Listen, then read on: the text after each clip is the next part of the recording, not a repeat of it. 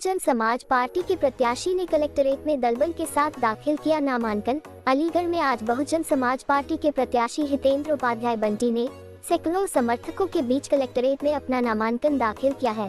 प्रत्याशी हितेंद्र उपाध्याय बंटी आज सैकड़ों समर्थकों के साथ अपने रामघाट रोड आवासीय कलेक्ट्रेट परिसर पहुंचे, जहां उन्होंने सैकड़ों समर्थकों व दलबल की मौजूदगी में अपना नामांकन दाखिल किया है। पत्रकारों से की गई खास बातचीत के दौरान प्रत्याशी हितेंद्र उपाध्याय बंटी ने कहा कि मैं विकास के मुद्दों को लेकर जनता के बीच में जाऊंगा और 4 जून को जनता अपने आशीर्वाद से मुझे दिल्ली पहुंचाएगी। वहीं भाजपा के एक राजनीतिक वरिष्ठ परिवार के कहने पर चुनाव लड़ने के ऊपर कहा कि अगर वो चुनाव लड़ाते तो मैं दूसरी जगह से क्यों चुनाव लड़ता, मुझ पर बहन जी ने अपना भरोसा जताया है। वहीं सांसद के एक बयान पर उन्होंने कटाक्ष करते हुए कहा कि अब जनता की तबीयत जीरे की फ्राई हुई सब्जी खाकर खराब हो गई है, फ्राई की हुई से एसिडिटी हो जाती है, अब जनता ही उन्हें जवाब देगी। भाई साहब, हमारा तो बहन जी का दिशा निर्देश, शीर्ष नेतृत्व का आदेश और समाज से सभी वर्गों का साथ साथ तो चलेगा ही। अब जीरे के बिना सब्जी चलेगी, अब सब्जी फ्राई नहीं होगी। इसी मुद्दे के साथ मैं इस पूरे चुनाव को लड़ूंगा। किससे टक्कर मानते हैं आपको? अब मुझे ये बताने की आवश्यकता पड़ेगी कि किसी से टक्कर है। आपने सर्वजन, सर्वधर्म, सर्व पंथ, प्रत्येक जाति का एक एक व्यक्ति आप स्वयं यहाँ पर ढूंढ लें। ये तो मुझे, आपको भी पता है कि मुझे केवल 2 दिन का समय मिला है, तब 2 दिन में लोगों ने मुझे इतना प्यार दिया है कि अगर मुझे इससे थोड़ा ज़्यादा समय मिल गया होता तो आपको पता है कि इस अलीगढ़ की धरती पर इतिहास आज भी लिखा गया है और इससे भी 10 गुना ज़्यादा इतिहास लिखा गया। आप भाजपा के पुराने कार्यकर्ता थे, ऐसा क्या हुआ कि एकदम आप भाजपा छोड़ दिया आपने? आपको तो पता है मैं पुराना कार्यकर्ता तो बीएसपी का ही हूँ और मैं एक सामाजिक कार्यकर्ता था। आप स्वयं जानते हैं कि मेरे पास तो जो आया, जिस हाल में आया, जिस लायक था, उस हिसाब से उसकी मदद की। किसी ने कहा भैया मेरे 10 होर्डिंग लगवा दो, लगवा दी। किसी ने कहा भाई साहब मुझे ये मदद कर दो, मैंने मदद कर दी। अब मदद से मैंने कभी कहीं कोई सदस्यता तो ली नहीं। मदद करना अगर मेरा गुनाह है तो मैं उसकी सज़ा पाने के लिए तैयार हूँ।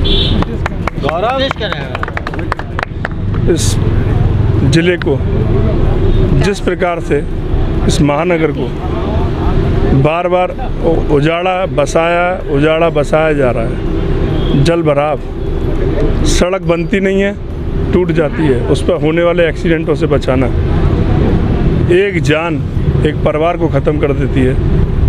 जल भराव की समस्या, जाम की समस्या और गंदगी की है। मेरी बहन जो कह रही हैं मैं उसका समर्थन करता हूँ। क्या मुद्दे रहेंगे, किन मुद्दों को लेकर जनता के बीच जाएंगे और चुनाव की क्या तैयारियां हैं? चुनाव के लिए अब आपको अभी भी कुछ बताना पड़ेगा, कोई मुद्दा देना है। इस शहर को एक एक मुद्दा पता है। नशा मुक्त समाज, भ्रष्टाचार, व्यापारियों का उत्पीड़न और क्या चाहिए आपको इनके अलावा। और जीरे के बिना सब्जी, आलू खाइए, बिना जीरे के फ्राई नहीं चाहिए। फ्राई से आजकल क्या हो गया, तबीयत खराब होने लगी है, एसिडिटी बहुत होती है, लोगों की तबीयत खराब हो चुकी है फ्राई सब्जी खा के। तो अब बिना जीरे की सब्जी खाइए। पिछले 10 सालों में ऐसा क्या नहीं हुआ जो आप आने के बाद करेंगे? मुझसे बेहतर आप चौथा स्तंभ माने जाते हैं इस लोकतंत्र के। आप मुझे बता दीजिएगा कि क्या हुआ है अलीगढ़ में ऐसा। आप पर आरोप लगा जा रहा है कि आप जो है भाजपा की किसी नेता द्वारा उतारे गए। भाई साहब, उतारना होता मुझे किसी को तो वो मुझे दूसरी जगह क्यों उतारते? मुझे तो अपने घर में ही रखते ना, फिर वो बाहर क्यों निकालते? अपने बालक को कोई अपने घर से बाहर निकालता है क्या? अपने दिल के करीब लगा के रखता है। नितिन भैया, लंबे समय बीजेपी में रहे आप, बीजेपी के एक बड़े शाही परिवार से आपके संबंध रहे हैं, अब एकदम बीएसपी से मैदान में उतरे हैं, क्या कहेंगे? आपने बड़ा ही अच्छा सवाल किया है। किसी के करीब होना या किसी से दूरी होना कहाँ आपको दिखता है? इधर मेरे सलमान भाई खड़े हैं, ये 20 साल से मेरे साथ जब भी मिले हैं हम लोग गले लग के मिले हैं। इधर मेरी बड़ी भाभी खड़ी हैं, इनका आशीर्वाद पिछले 25 साल से मुझे बरसपुर ऐसे ही मिल रहा है। मेरे भाई इधर इरफान भाई खड़े होंगे, ये मतलब आपको एक ही चीज़ क्यों दिखाई देती है, बाकी मेरा जो परिवार है वो क्यों नहीं दिखाई देता।